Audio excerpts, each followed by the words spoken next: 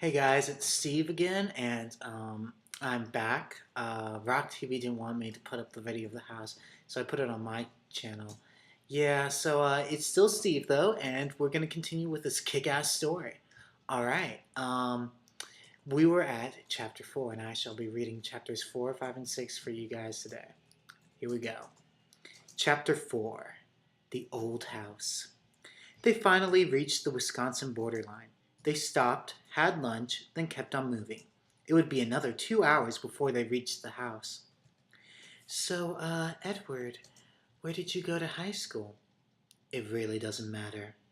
Oh, yes, it does. I went to Annandale, okay? Where's that? It's somewhere in Virginia. Oh, oh no! What? I've forgotten my lipstick! You can use blood, miss, the driver said, stored in jugs. How many jugs would I need for a whole year? I would suggest 22, miss. Where can I get some? The butler at the house stores some. It's his hobby. I don't know where he got it, but I certainly wouldn't want to store human blood. No siree. Well, is that a good suggestion?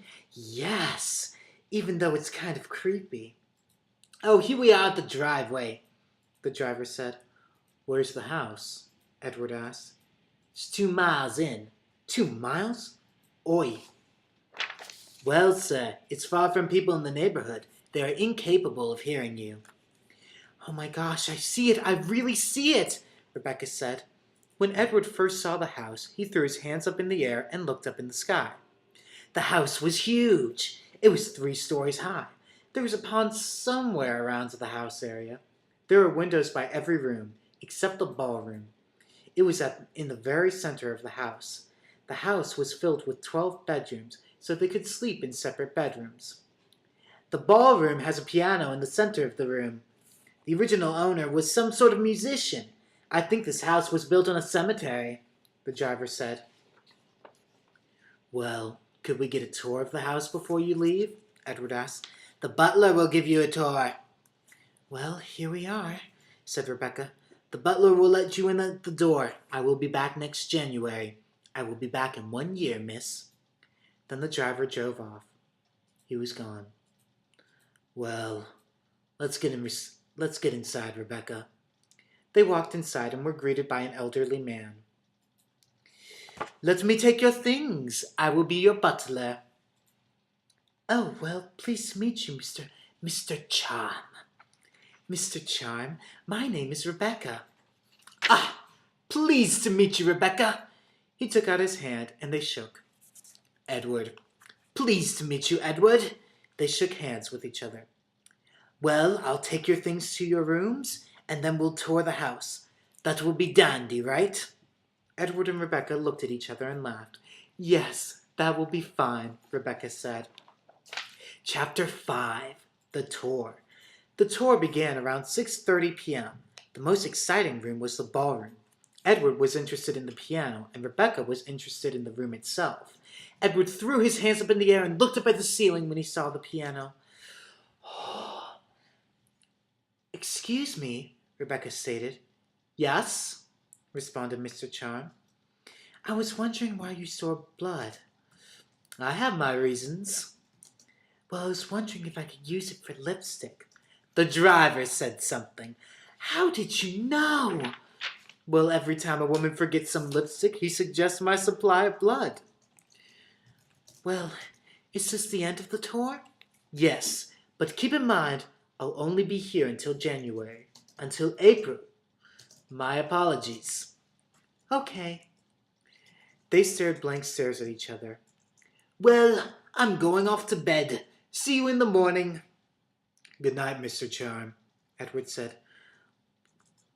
Well, I'm also going off to bed, so, good night. Oh, I'm going to bed too. Rebecca went into her bedroom and stared at the mirror. There was a note attached to the mirror. It said, We shall meet when the time is right. I'm waiting for you. That's weird. It has no name. I guess it's from Edward. All of a sudden, the window opened. Skeleton hands started to come through the glass. Then she heard laughter. It was Mr. Charm. I'm sorry, I play that trick on everyone on their first night here. You should have seen Edward. He was screaming like a girl. I don't seem to find that funny. You better watch your back.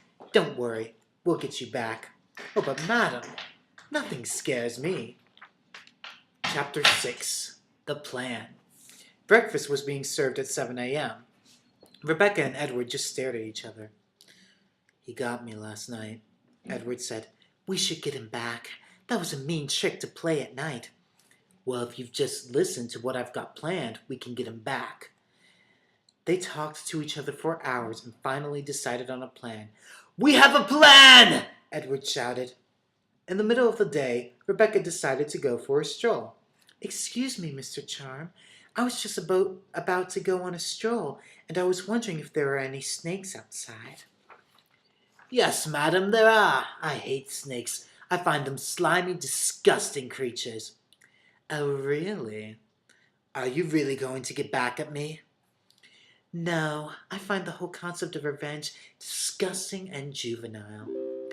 Good. After 2 months of planning, they finally found a good way to get him back. You put it in the cupboard, right? Edward asked. Of course. Mr. Charm, may I have a cup of coffee? Yes, you may, Edward. You've got to come see this, he whispered of Rebecca. When Mr. Charm opened the cupboard, there was a snake right by the coffee cups. He screamed and waved it in the air. Silly, it's only a garden snake, Edward said. Snakes can kill you. They cause death, the butler said. Death? Now that's an interesting subject, said Edward. Yeah, you can kill someone with only bare hands, Rebecca responded. What about the touch of a hand? The butler said.